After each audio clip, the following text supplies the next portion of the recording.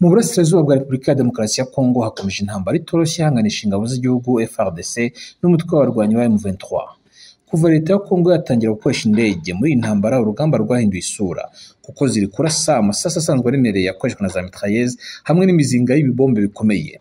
Ni indege zifite inkomoko mu Burusiya kuko zikorwa n'uruganda rwitwa Kirimbuzi Sukhoi, zinakomora izina rya Sukhoi. Ni uruganda rwashinzwe mu mwaka wa 1939 ruri Bogovoy mu majyaruguru y'umurwa mukuru w'Uburusiya Moscow.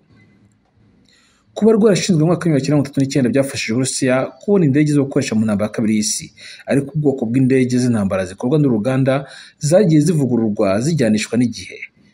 Sukhoi ziboneka ku isoko magingo aya zirimo ikoranabuhanga rigezweho rihanitse mu kumenya neza aho zirasa no kwihisha ku gipimo runaka ibyuma bigenzura ikirere ari byo radar.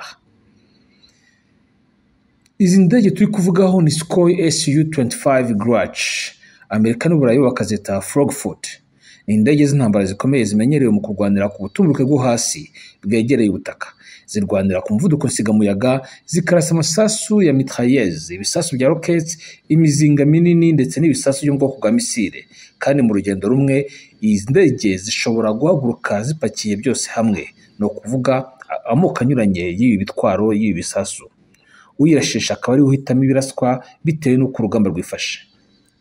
Uretse umuvuduko uhanitse zifite, zirasa umuriro uhambaye zikajya n'urusaku rudasanzwe. Uru rusaku rwakoranywe n'izi ndege bigambiriwe ubwarwo rukaba ruhahamura kandi rugakangaranya abari mu karere imirwano ibiberamo.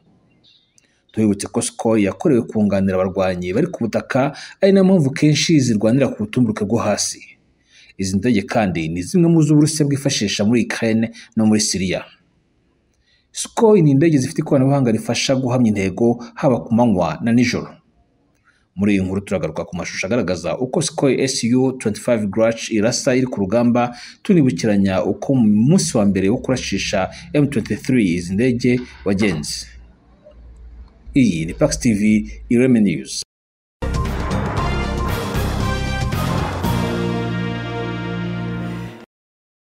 Intambara zongeye kwaduka hagati y'ingabo za leta ya Repubulika ya Demokarasi ya Kongo n'umutwe w'inyeshamba wa M23, aho indege z'intambara za Kongo zarasa imice igenzurwa na M23 nk'uko uyu mugwi wonyene uvyivugira. Nkaba navuganye uno munsi n'umuvugizi w'uwo mugwi Major Wiringoma ambwira ibice izo ndege zarashemo. Nous sommes dans les territoires de Rutshuru. Turi muri teritwara ya Rutshuru, neza na neza muri groupement ya Jombo. Bateye amabombe muri Canzu, Musongati, Runyoni. Bateye amabombe aho hose hari abanyagihugu. Ahari abanyagihugu canke ku birindiro vyanyu? J'ai dit ils ont bombardé les objectifs civils. Dans la population tellement mvuze ko bateye amabombe ku bibanza by'abasivili. Nakarere kabamwe abantu benshi niko bateyemwe amabombe. Hari abahasize ubuzima mu basivili, hari inka zishwe, hari amazu yasambuwe. Uyu munsi leta ya Kongo yagabye igitero cy'ubunyamaswa. Il y a eu un bombardement barbare et sauvage de la part du gouvernement congolais aujourd'hui. Mwavuze kandi yuko hari abanyagihugu bapfuye, ni bangahe? Mvuze ko hishwe abasivili, muzoronka igitigiri. Tuzohamagara Croix Rouge ize kuraba, muzobimenya. La Croix Rouge ils seront là, vous allez voir, vous serez vous-même fixés. Muri M23 naho twebwe ntituvuga nk'abo mu rundi ruhande bavuga ibyo bishakiye, tuvuga ibintu byahinyujwe. Bakoze byo kubwira abanyagihugu bahungire muri Uganda nico barondera. Ko muvuga ngo batumbereza ku banyagihugu, ariko leta ivuga yuko ahizo ndege zitera ari ahantu atamuntu akiharangwa, abanyagihugu baho bahunze. Donc c'est leur mensonge. N'ibinyoma vyabo nivyo babesha. Barazi ko badashobora guhangana n'ingabo zacu.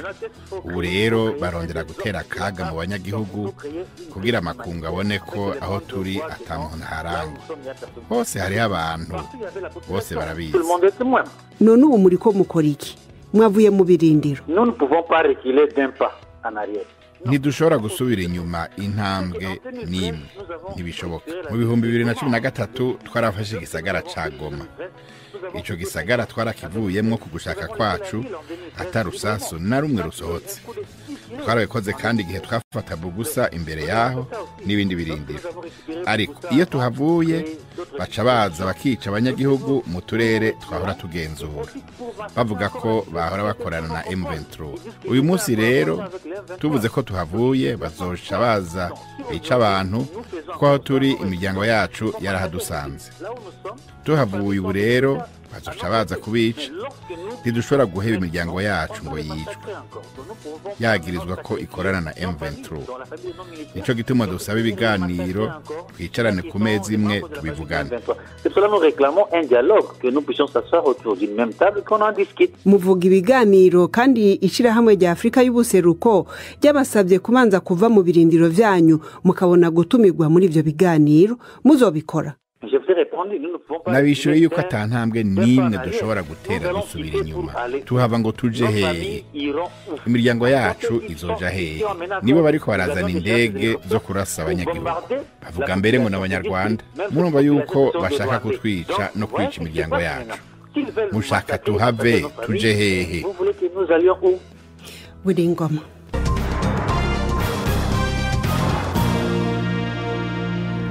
Indege z'intambara z'ingabo za leta FARDC zatanguye gutera amabombe ku birindiro vy'abagwanyi b'umugwi wa M23 muri teritwari ya Ruchuru. Inkuru y'umumenyeshamakuru mushasha w'ijwi rya Amerika Jimmy Shukrani ari Igoma.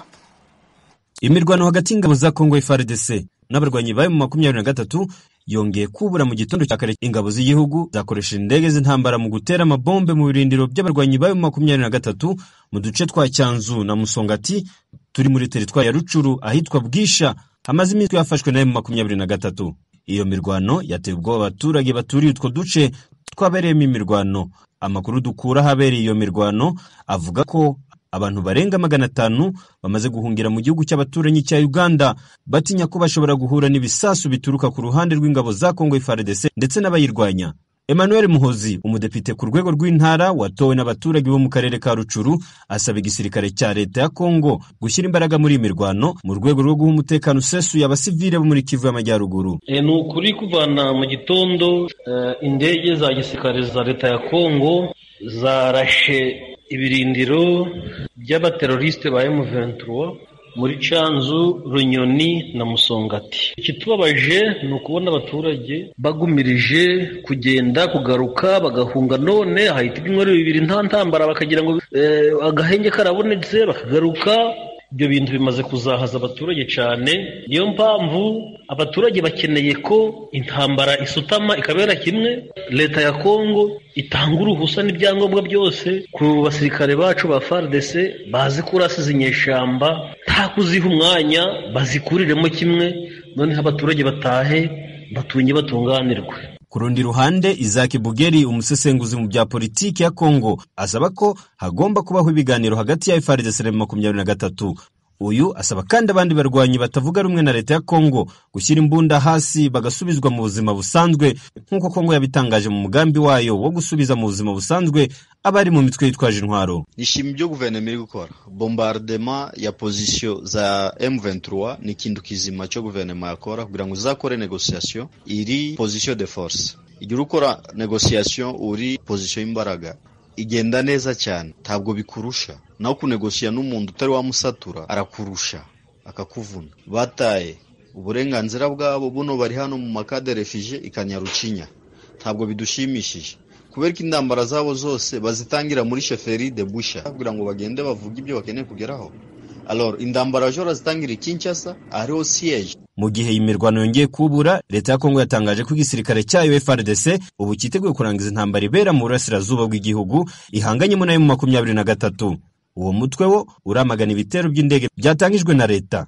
Mu itangazo ryashyizwe ahagaragara kuri uyu wa kabiri, ubuyobozi bw'umutwe wa M23 buvuga ko amabomba arimo guterwa n'indege z'intambara za FARDC arimo guhitana ubuzima bw'abaturage baturiye utwo turere. M23 ku ruhande rwayo yavuze ko ikomeje guharanira amahoro n'umutekano birambye, mu gihe leta yo yahisemo kubura imirwano yo ku rwego rwo hejuru. Leta ya Kongo yahakanye ibivugwa na M23 ko ibitero byayo birimo kwibasira abaturage. Jimmy Shukrani Bakomera, Ijwi ry'Amerika, Igoma.